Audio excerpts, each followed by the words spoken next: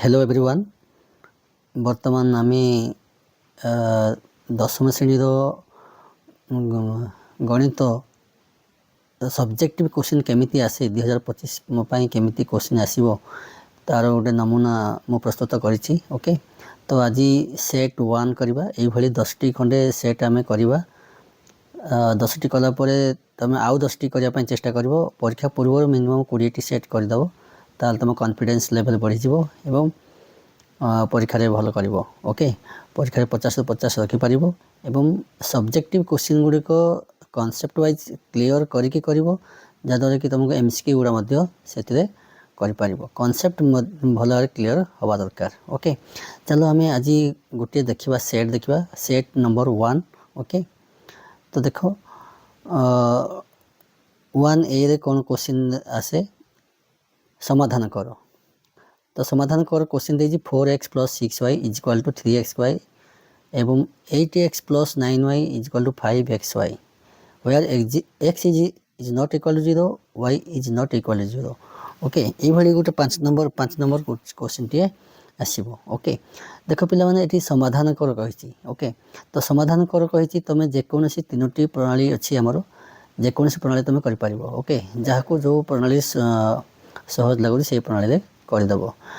तो प्रथम प्रणाली थिला कोन प्रतिकल्पन प्रणाली गोटे तापरे अपसारण प्रणाली तापरे वज्रकोण प्रणाली जो प्रणाली जाहाको सहज लागुछि से प्रणाली रे कर दबो। ओके तो एटी कोन कहिछि समाधान कर तमे जेकोनसी प्रणाली रे करि पारिबो। ओके तापर अछि किंबा देछि किंबा रे गोटे क्वेश्चन देछि कोन गोटे भग्नांश लब्ध ओ हर 2 जोग कले ताहा 9/11 हुए मात्र लब्ध ओ हर प्रत्येक 3 जोग कले ताहा 5/6 हुए तेबे भग्नांशटी केते हेबो।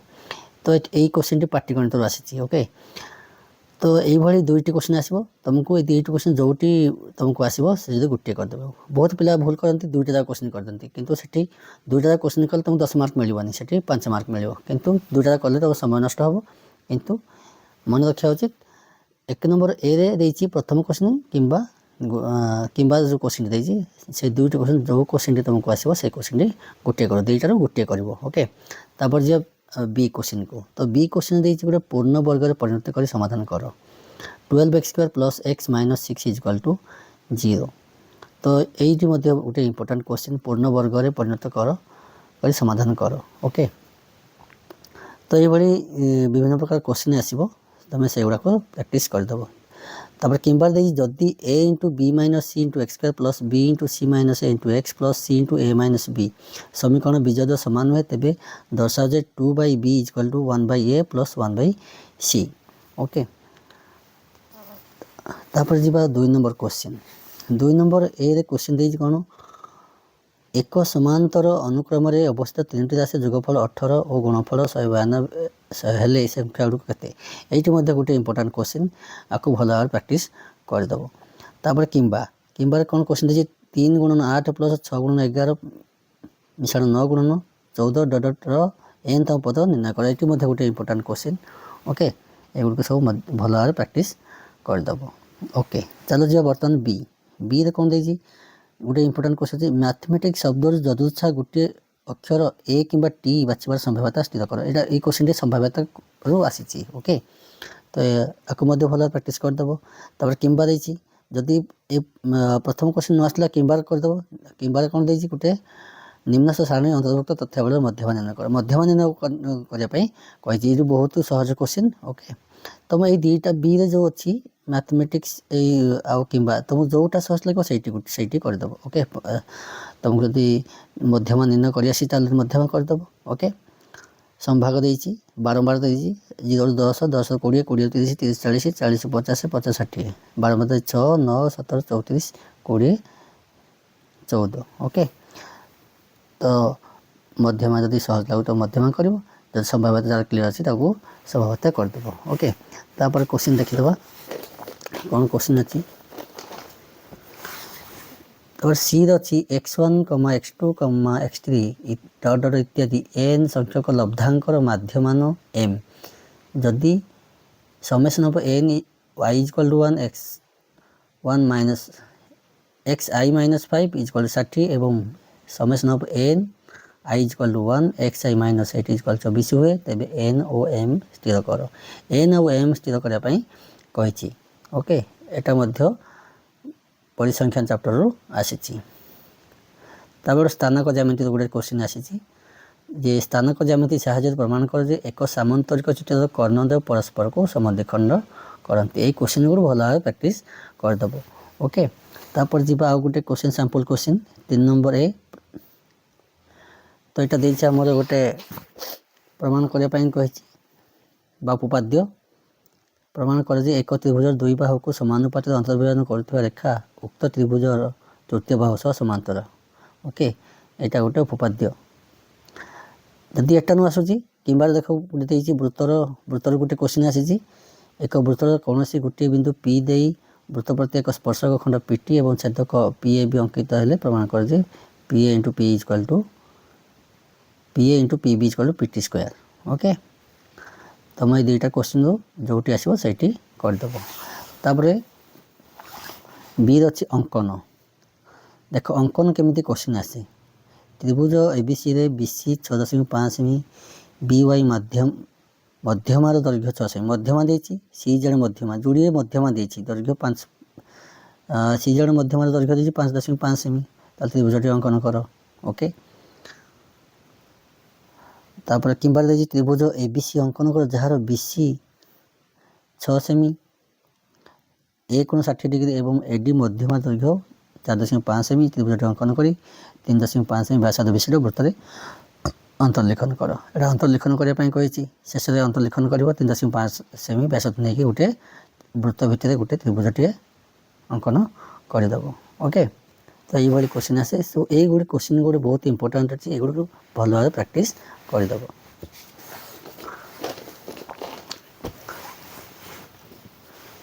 तापर 4 नंबर कौन आसी 4 नंबर गोटे क्वेश्चन आसी डिडक्शन क्वेश्चन आसी 4 नंबर ए देखिए त्रिभुज एबीसी बाहु ए बी और एसी उपर एक्स और वाई बिंदु अवस्थित जेपरिक त्रिभुज एबीसी अंतर्वृत्त को एक्स वाई स्पर्श कर प्रमाण कर जे x plus x y plus y a equal to a b plus a c minus b c okay जब ये क्वेश्चन जब न आसला तुम किंबा क्वेश्चन भी कर तो किंबा जो क्वेश्चन कौन देती त्रिभुज एबीसी एडी एक मध्यमा एवं एडी मध्यबिंदु ई बी दशमी एसी को एक्स बिंदु छेद कले प्रमाण कर जे बी इक्वल 3EX यही क्वेश्चन बहुत थर परीक्षा आसी इंपोर्टाट क्वेश्चन ये किंबा जो क्वेश्चन अच्छी बहुत इंपोर्टाट क्वेश्चन भल भाव प्रैक्टिस करदेव प्रति क्वेश्चन को 2 थर 3 थर प्रैक्टिस कर ओके थे करनी मिनिमम 3 थर 4 थर कर ओके 3-4 दिन पर पुणी आउ थे से सेट को करने चेष्टा कर ओके जिते गुड़े सेट देवी से गुड़े रोटेशन वाइज करने चेष्टा कर तुम स्कूल सार बा ट्यूशन सार बा एमबीडी भी अच्छी सबू सोर्स को अप्लाई करके गणित गुड़ी को करने चेष्टा कर ओके तापर आसला गोटे त्रिकोणमिति क्वेश्चन आसी बी रे 450 मीटर उच्च गोटे पहाड़ पर गोटे दुर्गर शीर्ष और पाददेशर कौणिक अवनतिर परिमाण यथाक्रम 30 डिग्री 60 डिग्री हेले दुर्गर उच्चता स्थिर कर ओके तो ये कौणिक अवनति देछि ओके तो कौणिक अवनति जहाँ कौणिक उन्नति ताहा ओके खाली चित्र अंकन करके क्वेश्चन आंसर करने चेष्टा कर चित्र अंकन न कले तुम गणित कर चित्रटी अंकन कर ओके जदि एक क्वेश्चन न आसला किंबार क्वेश्चन देजी बहुत सहज क्वेश्चन देजी A plus B plus C equal to 180 एवं cos A equal to cos B into cos C cos A जगह तुम cos B into cos C लिखिपर cos B into cos C जगह कस ए लिखिपर okay cos A equal to cos B into cos C हेल्ले दर्शाओ जे tan A equal to tan B plus tan C okay तो मतलब आमको प्रमाण कर tan A equal to tan B plus tan C okay A plus B plus C equal to 180 start कर okay ये गणित बहुत सहज अच्छी देखीद भल ओके तापर परिमिति गोटे क्वेश्चन आस देख 5 नंबर ए खंडतार को संभाव त्रिभुजाकृति कले त्रिभुज क्षेत्रफल 1936 वर्गमीटर हुए उक्त त्रिभुज परिसीमा सह सामान पड़ता वृत्तटिर व्यास केते हेबो एटी मध्ये बहुत इंपोर्टेंट क्वेश्चन टे बहुत क्वेश्चन परीक्षा रे आसी ओके तापर गोटे किंबार जदि ए क्वेश्चन आसला किंबा क्वेश्चन जदि हो प्रिज्म ताले परिमिति करने हेले तुमको ଭଲ ସୂତ୍ର ଗୁଡ଼ାକ ଭଲ ଭାବରେ ପ୍ରାକ୍ଟିସ୍ କରିଦେଇଥିବ। ତ ଗୋଟେ ମୁଁ ଭିଡ଼ିଓ ବନେଇଛି, ଗୋଟେ ପରିମିତିର ସବୁ ସୂତ୍ର ଗୁଡ଼ାକ ଦେଇଛି, ତାକୁ ମଧ୍ୟ ଦେଖିଦେବ ବା ପ୍ରାକ୍ଟିସ୍ କରିଦେବ। ଓକେ, ଯଦି ସୂତ୍ର ମନେ ନାହିଁ ଗଣିତ କରିପାରିବ ନାହିଁ, ତ ସୂତ୍ର ଗୁଡ଼ାକ ଭଲ ଭାବରେ ପ୍ରାକ୍ଟିସ୍ କରିବ ବା ମନେ ରଖିବ। ତ କିମ୍ବା ଯେଉଁ କୋଶ୍ଚିନ୍ ଦେଇଛି ବହୁତ ସହଜ ଅଛି। ଗୋଟିଏ ଷୋଳ ପ୍ରିଜିମ୍ର ଆୟତନ ଦେଇଛି 84 ଘନ ସେମି, ପ୍ରିଜିମ୍ର ଉଚ୍ଚତା 7 ସେମି ଏବଂ ଆଧାର ଏକ ସମବାହୁ ତ୍ରିଭୁଜ ହେଲେ ଆଧାର ପ୍ରତ୍ୟେକ ବାହୁର ଦୈର୍ଘ୍ୟ କେତେ? ଏଇ କୋଶ୍ଚିନ୍ଟି ବହୁତ ଇମ୍ପୋର୍ଟାଣ୍ଟ। এইভাবে ବହୁତ କୋଶ୍ଚିନ୍ ଆସେ। ତମେ ବହୁତ ଗୁଡ଼ିଏ 10ଟା 20ଟା ସେଟ୍ କଲେ ତୁମ କନଫିଡେନ୍ସ ଲେଭେଲ୍ ଆସିଯିବ ଏବଂ ପ୍ରତ୍ୟେକ କୋଶ୍ଚିନ୍ ଆଟେଣ୍ଡ କରିପାରିବ। ବହୁତ କୋଶ୍ଚିନ୍, ବହୁତ ସହଜ କୋଶ୍ଚିନ୍ ଆସେ ପରୀକ୍ଷାରେ। ସବୁ ପିଲା କଲା ଭଳିଆ କୋଶ୍ଚିନ୍ ଆସେ, କଷ୍ଟ କୋଶ୍ଚିନ୍ ବେଶୀ ପଡ଼େ ନାହିଁ। କିନ୍ତୁ ପିଲାଙ୍କର ଅସୁବିଧା ହୁଏ, ସେମାନେ ଫର୍ମୁଲା ଗୁଡ଼ାକ ମନେ ରଖନ୍ତି, ପ୍ରାକ୍ଟିସ୍ କରନ୍ତି। କିନ୍ତୁ ତୁମକୁ ଏବେଠୁ ଫର୍ମୁଲା ଗୁଡ଼ାକ ଭଲ ଭାବରେ ପ୍ରାକ୍ଟିସ୍ କର ଏବଂ 10ଟି 20ଟି ସେଟ୍ କରିବା ପାଇଁ ଚେଷ୍ଟା କର। ଓକେ, ତାପରେ ଆଉ ଅଛି 2ଟି କୋଶ୍ଚିନ୍ ଆମର ପରିମିତିରୁ। ଗୋଟିଏ କୋଣର ପୃଷ୍ଠତଳ କ୍ଷେତ୍ରଫଳ ଓ ସମଗ୍ର ପୃଷ୍ଠତଳ କ୍ଷେତ୍ରଫଳ ତାଙ୍କର 770 ବର୍ଗ ସେମି ଏବଂ 1386 ବର୍ଗ ସେମି ହେଲେ କୋଣର ଆୟତନ କେତେ? ବହୁତ ସହଜ କୋଶ୍ଚିନ୍ଟି ଦେଇଛି। ଏଇ କୋଶ୍ଚିନ୍ଟି, ଏଇଭଳିଆ କୋଶ୍ଚିନ୍ ପରୀକ୍ଷାରେ ଆସେ। ଓକେ, କିନ୍ତୁ ଆମକୁ କୋଣର ପୃଷ୍ଠତଳ କ୍ଷେତ୍ରଫଳ ସୂତ୍ର ଜାଣିବାକୁ ପଡ଼ିବ, ସମଗ୍ର ପୃଷ୍ଠତଳ କ୍ଷେତ୍ରଫଳ ଜାଣିବାକୁ ପଡ଼ିବ। ତାହେଲେ ଯଦି ତୁମକୁ କୋଣ ପୃଷ୍ଠତଳ କ୍ଷେତ୍ରଫଳ, ସମଗ୍ର ପୃଷ୍ଠତଳ କ୍ଷେତ୍ରଫଳ ଜଣା ଅଛି ବହୁତ, ତାହେଲେ ତୁମେ ଗଣିତଟି କରିପାରିବ।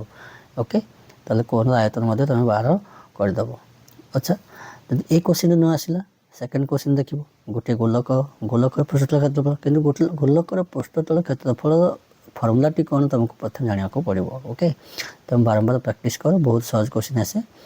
ଗୋଟିଏ ଗୋଲକର ପୃଷ୍ଠତଳ କ୍ଷେତ୍ରଫଳ 19,404 ଘନ ସେମି ଓ ଏହାର ସମଘନଫଳ ବିଶିଷ୍ଟ ଏକ ଅର୍ଦ୍ଧଗୋଲକର ବ୍ୟାସାର୍ଦ୍ଧ କେତେ? ତ ଅର୍ଦ୍ଧଗୋଲକର ଘନଫଳ ସବୁ ଦେଇଛି ମୁଁ ପରୀକ୍ଷାରେ। ଯେଉଁ ଆମର ମୁଁ ଗୋଟେ ଭିଡ଼ିଓ ବନେଇଛି, ସେ ଭିଡ଼ିଓ ଗୁଡ଼ାକ ଦେଖିଦେବ। ଓକେ, ଯଦି କୋଶ୍ଚିନ୍ ଗୁଡ଼ାକ ନ ଆସିଲା ତୁମ ଟ୍ୟୁସନ୍ ସାର୍କୁ ପଚାରିପାର, ତୁମ ସ୍କୁଲ ସାର୍କୁ ପଚାରିପାର।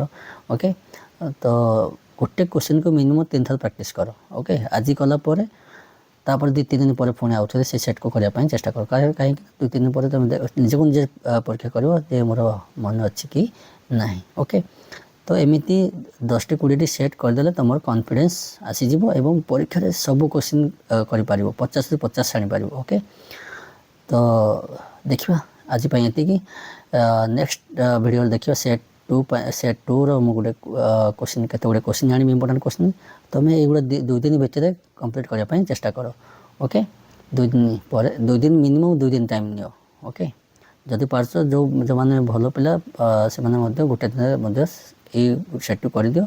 ତାପରେ ନେକ୍ସଟ ସେଟ୍ ଆଣିଲା ବେଳକୁ ତୁମକୁ ସେ ସେଟ୍ର କୋଶ୍ଚିନ୍ ଆନ୍ସର୍ ଗୁଡ଼ିକ କରିଦେବ। ଓକେ, ଆଜି ପାଇଁ ଏତିକି। ଜୟ ଜଗନ୍ନାଥ, ଜୟ ହିନ୍ଦ।